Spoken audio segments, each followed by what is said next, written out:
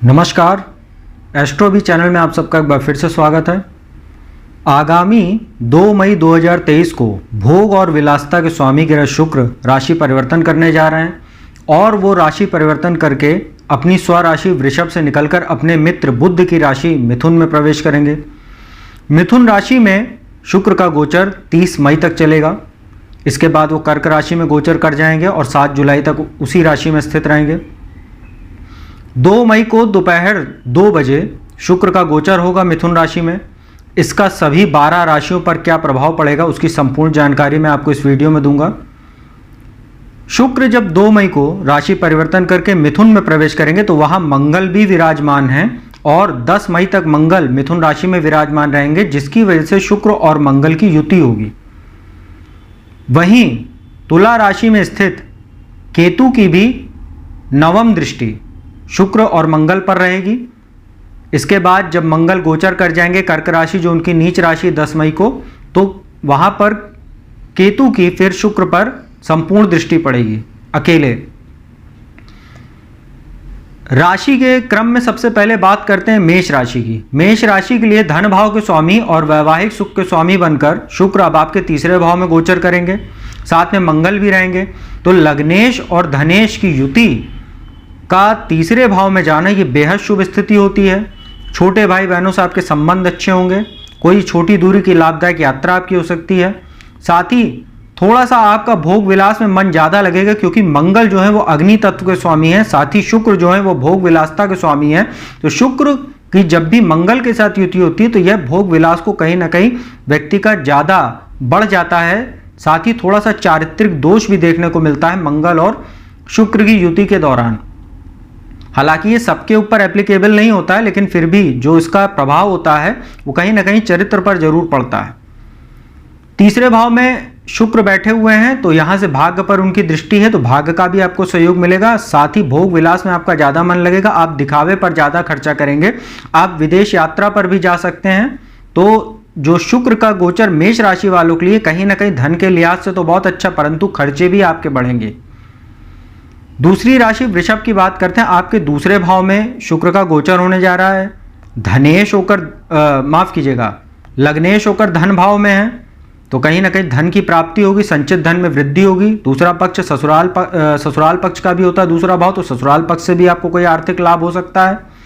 साथ ही थोड़ा सा अपने स्वास्थ्य का आप ध्यान रखिएगा, क्योंकि मंगल और शुक्र की संयुक्त दृष्टि 10 मई तक अष्टम भाव पर पड़ रही, तो कोई मूत्र विकार से संबंधित, ब्लड इन्फेक्शन से संबंधित कोई समस्या आपको हो सकती है, इसका आपको ध्यान रखने की आवश्यकता है। साथ ही थोड़ी दुर्घटना के भी योग बनेंगे। गाड़ी वगैरह चलाते समय सावधानी बरतिएगा। अचानक आपको धन प्राप्ति भी होगी, क्योंकि अष्टम भाव जो होता है अचानक धन प्राप्ति का होता है। साथ ही शुक्र की दृष्टि की वजह से अष्टम भाव पर यदि आप किसी शोध कार्य से जुड़े हैं, साथ ही यदि आप ज्योतिष, तंत्र मंत्र, गुप्त विद्या में आपकी रुचि है, तो ऐसे लोगों के लिए शुक्र का गोचर बेहद शुभ फलदायी रहेगा। तीसरी राशि मिथुन राशि की बात करते हैं। आपकी ही राशि में शुक्र का गोचर होने जा रहा है, तो शुक्र का गोचर आपके लिए कहीं ना कहीं, चूंकि 12वें भाव के स्वामी बनते हैं और पंचम भाव के स्वामी बनते हैं, वो खर्च के स्वामी होकर लग्न में है, तो थोड़ा स्वास्थ्य आपका प्रभावित होगा। हालांकि धन आपका आता रहेगा, आपके पास धन की आवक बनी रहेगी, परंतु उसी प्रकार से आपके खर्च भी बने रहेंगे।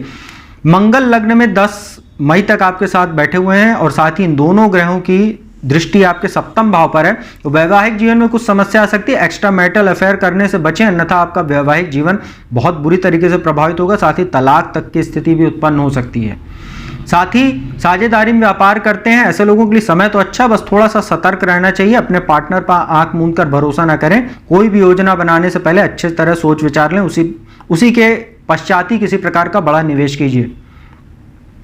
तो मिथुन राशि के लिए जो गोचर है पंचमेश होकर लग्न में है, तो यह एक प्रकार का एक त्रिकोण का अधिपति दूसरे त्रिकोण में जाने एक राजयोग भी कहलाता है। तो आपके लिए संतान के लिए भी अच्छा समय है। साथ ही संतान की शिक्षा में सफलता मिलेगी और आमदनी के लिए गोचर कहीं ना कहीं अच्छा है, बस खर्च आपके बने रहेंगे, इसका आपको ध्यान रखने की आवश्यकता है। कर्क राशि की बात करते हैं। कर्क राशि के लिए आपके लिए जो है चतुर्थ भाव के स्वामी भौतिक सुख साधन, साथ ही जो एकादश भाव होता है लाभ के, इन दोनों भाव के स्वामियों का शुक्र द्वादश भाव में रहेंगे। द्वादश भाव खर्च का होता है, तो कहीं ना कहीं खर्च में तो आपकी वृद्धि रहेगी, परंतु धन आपका आता रहेगा। वहीं मंगल की बात करें, मंगल द्वादश भाव में बैठे हुए हैं, कहीं ना कहीं आपके लिए समस्या पैदा कर रहे हैं। कोर्ट कचहरी से जुड़ा कोई मामला है उसमें भी आपको समस्या देखने को मिलेगी, क्योंकि शुक्र यहां आ गए। अब भोग में भी आपकी वृद्धि होगी और मंगल और शुक्र दोनों की संयुक्त दृष्टि आपके छठे भाव रोग ऋण और शत्रु पर पड़ेगी, तो शत्रुओं में भी वृद्धि होगी। साथ ही भोग विलास में आपका ज्यादा मन लगेगा, जिससे खर्चों में वृद्धि होगी। साथ ही थोड़ा सा आपको अपने स्वास्थ्य का भी ध्यान रखने की आवश्यकता। मूत्र विकार जैसी संभावना, डायबिटीज वगैरह से आप यदि पहले से पीड़ित हैं तो आप काफी खान पान पर ध्यान रखिएगा, अन्यथा आपकी कोई समस्या बढ़ भी सकती है। सिंह राशि की बात करते हैं। सिंह राशि के लिए तीसरे भाव के स्वामी और दशम भाव के स्वामी होकर एकादश भाव में रहेंगे, तो आय में आपके जबरदस्त वृद्धि रहेगी। मंगल भी यहाँ बैठे हुए हैं, तो उच्च अधिकारियों से आपके संबंध अच्छे होंगे। साथ ही विदेशों से शुभ समाचारों की प्राप्ति हो सकती है। विदेश यात्रा के लिए अच्छा समय है। साथ ही शुक्र से जुड़ा यदि व्यापार करते हैं, जैसे fashion and cosmetic, tours and travels, readymade garment, James and jewellery या होटल एंड बेवरेजेस, रेस्टोरेंट, इन सब चीज़ों का यदि आपका कोई कार्य है, इन सब चीज़ों क्षेत्रों से जुड़े हैं, परफ्यूम का काम करते हैं, ब्यूटी पार्लर या सैलून वगैरह चलाते हैं, ऐसे लोगों के लिए बहुत अच्छा समय रहेगा लाभ अर्जित करने के लिए, साथ ही अपने बिजनेस को एक्सपेंड करने के लिए। और पंचम भाव पर दृष्टि है, तो संतान की ओर से भी आपको कोई खुशखबरी मिल सकती है। संतान उत्पत्ति के लिए भी अच्छा समय है। बस 10 मई तक थोड़ी सी समस्या आपको रहेगी, क्योंकि मंगल की भी दृष्टि है। 10 मई के बाद से संतान उत्पत्ति के लिए बहुत शुभ समय रहेगा। अगले जो है आपके लिए 30 मई तक का जो समय है। कन्या राशि की बात करते हैं। कन्या राशि के लिए शुक्र बहुत शुभकारी होते हैं, क्योंकि धन भाव के स्वामी, भाग्य स्थान के स्वामी होकर आपके दशम भाव में, तो दशम भाव कर्म का स्थान होता है। यहाँ पर पिता की ओर से आपको कोई आर्थिक सहयोग प्राप्त हो सकता है। साथ ही पिता का स्वास्थ्य भी अच्छा रहेगा। राजनीति से जुड़े हुए लोगों के लिए अच्छा समय, जर्नलिज्म से जुड़े हुए लोगों का अच्छा समय। साथ ही glamour industry, Bollywood, film line, गायन संबंधी क्षेत्र से जुड़े हुए सभी लोगों के लिए समय अच्छा, क्योंकि भाग्येश होकर दशम भाव में, तो अपने किसी नए प्रोजेक्ट पे काम करने के लिए अच्छा समय। साथ ही आपको कोई नया कार्य भी, नया नेतृत्व भी प्राप्त हो सकता है। और रियल एस्टेट वगैरह से जुड़े हुए हैं, क्योंकि शुक्र जो है उनकी और मंगल की दोनों की संयुक्त दृष्टि चतुर्थ भाव पर पड़ रही है। मंगल भी भूमि भवन के कारक ग्रह, शुक्र ग्लैमर के कारक ग्रह हैं, धन के कारक ग्रह हैं, तो रियल एस्टेट में निवेश करने के लिए अच्छा समय है। वाहन खरीदने के लिए अच्छा समय। माता के साथ भी आपके संबंध अच्छे रहेंगे, माता की ओर से भी कोई आपको लाभ हो सकता है। तो कन्या राशि की बात करें, बहुत शुभ रहने वाला शुक्र का आपके लिए गोचर। इसके बाद तुला राशि की बात करते हैं। तुला राशि के लिए आपके लिए अष्टम भाव के स्वामी और लग्नेश होकर भाग्य स्थान में गोचर कर रहे हैं। तो भाग्य स्थान में शुक्र का गोचर वैसे भी बहुत अच्छा। लग्नेश का भाग्य में जाना, एक त्रिकोण का अधिपति दूसरे त्रिकोण में जाना, यह राजयोग है।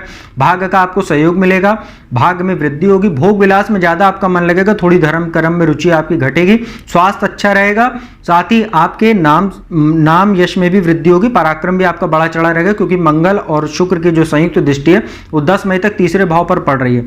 अष्टमेश होकर भाग्य स्थान में, तो थोड़ा सा पिता के साथ सहयोग में कमी करेंगे। पिता का स्वास्थ्य प्रभावित होगा। साथ ही पिता के साथ कोई मतभेद उभर सकते हैं, जिसका आपको ध्यान रखने की आवश्यकता। बाकी ये गोचर आपके लिए बहुत अच्छा, बस अपने स्वास्थ्य का और अपने पिता के स्वास्थ्य का दोनों का आपको ध्यान रखने की आवश्यकता है। वृश्चिक राशि की बात करते हैं। वृश्चिक राशि के लिए अष्टम भाव में गोचर होने जा रहा है। द्वादश भाव के स्वामी और सप्तम भाव के स्वामी होकर अष्टम भाव में, तो द्वादशेश होकर अष्टम में, तो एक विपरीत राजयोग बना हुआ, परंतु सप्तमेश होकर अष्टम में, तो पति पत्नी के बीच में कोई आपसी मनमुटाव हो सकता है। वैवाहिक जीवन में कुछ समस्या आ सकती है। साथ ही पति पत्नी का स्वास्थ्य भी प्रभावित हो सकता है। और अष्टम भाव में आपके गोचर कर रहे हैं, तो आपको मूत्र विकार, डायबिटीज की समस्या, साथ ही किसी प्रकार का फिजिकल रिलेशनशिप करने से पहले काफी सावधानी बरतिएगा, अन्यथा ये सेक्सुअल ट्रांसमिटेड डिजीज का भी कारण अष्टम में शुक्र बनेगा, क्योंकि यहाँ मंगल भी बैठे हुए हैं। पैतृक से संपत्ति से जुड़ा कोई मामला वो भी आपके पक्ष में आ सकता है, क्योंकि अष्टम भाव अचानक धन लाभ का होता है। अचानक कोई धन लाभ आपको हो सकता है। पहले से यदि आपने कोई निवेश कर रखा है भूमि भवन में, तो उसकी अचानक रेट बढ़ सकते हैं, या शेयर बाजार वगैरह से आपने निवेश किया हुआ, तो उसमें भी आपको कोई अचानक धन लाभ की प्राप्ति हो सकती है। जुआ, सट्टा, शेयर, लॉटरी से आपको अचानक धन लाभ प्राप्त हो सकता है। तो स्वास्थ्य के लिहाज से, वैवाहिक जीवन के लिहाज से गोचर अच्छा नहीं वृश्चिक राशि के लिए। बाकी धन के लिहाज से बहुत अच्छा। अचानक धन लाभ आपको कहीं ना कहीं होगा जरूर।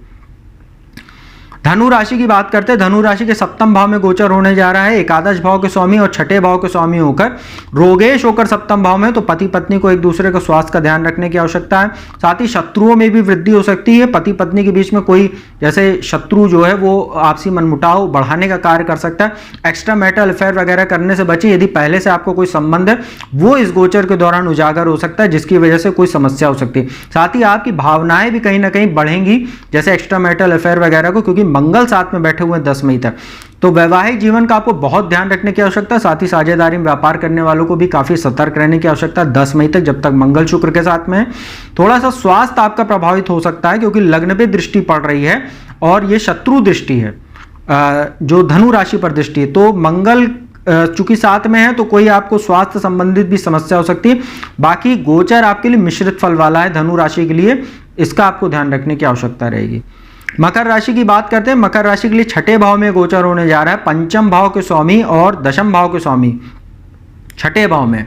सरकारी नौकरी की तैयारी करने वाले छात्रों के लिए अच्छा समय, सेना पुलिस में भर्ती जो छात्र तैयारी कर रहे हैं उनके लिए अच्छा समय इसलिए कह सकते हैं क्योंकि मंगल अभी छठे भाव में। इसके बाद मंगल जब चतुर्थ सप्तम भाव में चले जाएंगे और शुक्र जब छठे भाव में अकेले गोचर करेंगे 10 मई से 30 मई तक, यह आपके लिए थोड़ा सा समस्यादायी समय रह सकता है मकर राशि के लिए, क्योंकि यहाँ चरित्र दोष का निर्माण करेंगे, किसी ब्लैकमेलिंग का शिकार हो सकते हैं किसी महिला के द्वारा आप। साथ ही रोग ऋण शत्रुओं में भी आपकी वृद्धि होगी, बेवजह के खर्चों वजह से आपको कर्ज लेना पड़ सकता है क्योंकि द्वादश भाव पर भी दृष्टि है। तो आप किसी वाद विवाद से बचने की कोशिश कीजिएगा, चरित्र को मजबूत रखेगा, अन्यथा आप किसी कानूनी मामले में भी फंस सकते हैं। और कोर्ट कचहरी से जुड़ा कोई मामला आपका चला तो उसमें भी कुछ समस्याएं आपको देखने को मिलेंगी, जिसका आपको ध्यान रखने की आवश्यकता रहेगी। मकर राशि वालों के लिए समय काफी चुनौतीपूर्ण रह सकता है छठे भाव में शुक्र का गोचर, क्योंकि आपके ऊपर 7.5 का अंतिम चरण भी चल रहा है, शनि आपके दूसरे भाव में बैठे। तो यह समय आपको बहुत सतर्कता के साथ चलने की आवश्यकता है, अपने चरित्र को मजबूत रखिएगा। कुंभ राशि की बात करते हैं। आपके पंचम भाव में गोचर होने जा रहा है, चतुर्थ भाव के स्वामी और भाग्य स्थान के स्वामी, इन दोनों भाव के स्वामी होकर केंद्र त्रिकोण के स्वामी होकर एक त्रिकोण में ही पंचम भाव में गोचर करेंगे। तो केंद्र त्रिकोण राजयोग आपके लिए बन रहा है, बहुत शुभ समय है। संतान की ओर से कोई शुभ समाचार की प्राप्ति हो सकती है। हालांकि 10 मई तक मंगल जब तक पंचम भाव में शुक्र के बैठे, संतान उत्पत्ति के लिए अच्छा समय नहीं है। कोई संतान यदि उत्पत्ति भी होती है उसमें समस्या आएगी, सिजेरियन प्रेगनेंसी की ज्यादा संभावना है डिलीवरी की। इसके बाद 10 से 30 मई तक का जो समय शुक्र जब पंचम भाव में रहेंगे, अचानक धन लाभ हो सकता है, नाम इसमें वृद्धि, भाग्य का सहयोग, भूमि भवन की आपको प्राप्ति हो सकती है। साथ ही रियल एस्टेट वगैरह में निवेश करने के लिए अच्छा समय, वाहन क्रय करने के लिए भी अच्छा समय रहेगा। और माता के साथ भी आपके संबंध अच्छे रहेंगे क्योंकि चतुर्थेश होकर पंचम भाव में, इसलिए माता की ओर से भी आपके संबंध अच्छे रहेंगे, उनकी ओर से भी आपको कोई लाभ हो सकता है। अंतिम राशि मीन की बात करते हैं। आपके लिए चतुर्थ भाव में गोचर होने जा रहा है, तीसरे भाव के स्वामी और अष्टम भाव के स्वामी होकर चतुर्थ भाव में माता का स्वास्थ्य प्रभावित करेंगे, माता के साथ संबंधों को तनावपूर्ण करेंगे। साथ ही मंगल यहां बैठे हुए हैं चतुर्थ भाव में, वैसे भी आपके लिए मांगलिक दोष बना हुआ है और दोनों की संयुक्त दृष्टि दशम भाव पर है। तो मंगल की दृष्टि तो दशम भाव पर अच्छी मानी जाती क्योंकि वहां मकर राशि बनती जो मंगल की उच्च राशि। तो 10 मई तक सेना पुलिस में भर्ती होने वाले छात्रों के लिए अच्छा समय, प्रतियोगी परीक्षाओं की तैयारी करने वाले छात्रों के लिए। साथ ही सरकारी नौकरी यदि आप करते हैं पदोन्नति के योग आपके बनेंगे। परंतु यही शुक्र जब अकेले यहां बैठेंगे चतुर्थ भाव में तो पराक्रम से आपको धन प्राप्ति होगी, आप भूमि भवन की आपको प्राप्ति हो सकती है। साथ ही अष्टमेश होकर चूंकि चतुर्थ भाव में रहेंगे, यहां अकेले विराजमान रहेंगे, माता के स्वास्थ्य का आपको बहुत ध्यान रखने की आवश्यकता रहेगी। साथ ही यदि भूमि भवन वाहन में आप निवेश करने जा रहे हैं, कोई डील करने जा रहे हैं, तो अच्छे से कागज वगैरह जांच परख कर ही निवेश कीजिएगा, अन्यथा कहीं आपका धन भी फंस सकता है क्योंकि अष्टमेश जो एक नाश भाव है यहाँ के स्वामी होकर चतुर्थ भाव में है। और अष्टमेश चूंकि आयु मृत्यु का भाव होता है तो यहाँ माता के स्वास्थ्य का आपको बेहद ध्यान रखने की आवश्यकता रहेगी, इसका आप ध्यान रखिएगा। और अपने भी स्वास्थ्य का ध्यान रखिएगा। छाती और फेफड़े संबंधित यदि आपको कोई समस्या महसूस होती है तो तत्काल आप चिकित्सीय परामर्श लीजिएगा। तो मित्रों ये था 12 राशियों का शुक्र का जो राशि परिवर्तन होने वाला है 2 मई से 30 मई के बीच में मिथुन राशि में, उसकी संपूर्ण जानकारी मैंने दी। उपाय की बात कर लेते हैं। उपाय के लिए आप शुक्र का मंत्र ओम शुंग शुक्राय नमः, इस मंत्र का आप 108 बार हर शुक्रवार को स्फटिक की माला से आप जाप कीजिएगा। साथ ही हर शुक्रवार को माता लक्ष्मी के चित्र अथवा मूर्ति के समक्ष आप जो है एक देसी घी का दीपक जलाइए, उनको गुलाब का पुष्प अर्पित कीजिए। साथ ही एक रुई के टुकड़े में गुलाब का इत्र लगाकर उनके चरणों में अर्पित कीजिए। साथ ही खीर बनाकर और माता लक्ष्मी को उसको प्रसाद अर्पित कीजिए। यही प्रसाद अपने परिवार के सदस्यों के साथ आप खुद भी ग्रहण कीजिए। तो आपके लिए ये जो शुक्र का गोचर, यदि जिन राशियों के लिए मैंने अच्छा बताया उनके शुभ फलों में वृद्धि होगी, जिनके लिए थोड़ी सी नकारात्मकता है उसमें नकारात्मकता में कमी देखने को मिलेगी। तो उम्मीद करता हूं वीडियो आपको अच्छी लगी होगी। यदि वीडियो अच्छी लगी हो तो चैनल को सब्सक्राइब कर दीजिएगा, बगल में बेल आइकन का बटन उसको प्रेस कर दीजिएगा। साथ ही जो मेरी बाकी वीडियोस है उसको भी आप देख सकते हैं। बृहस्पति का राशि परिवर्तन 22 अप्रैल को हुआ, उसकी संपूर्ण जानकारी मैंने राशि के क्रमानुसार एक एक वीडियो बनाकर 12 वीडियो वो प्लेलिस्ट में मेरी है, साथ ही वीडियो सेक्शन में भी आप जाके वो वीडियोस देख के आप जान सकते हैं कि बृहस्पति के राशि परिवर्तन का आपकी राशि पर क्या प्रभाव पड़ेगा 22 अप्रैल 2023 से 1 मई 2024 तक। तो अब मैं अपने वाणी को यहीं विराम देता हूं।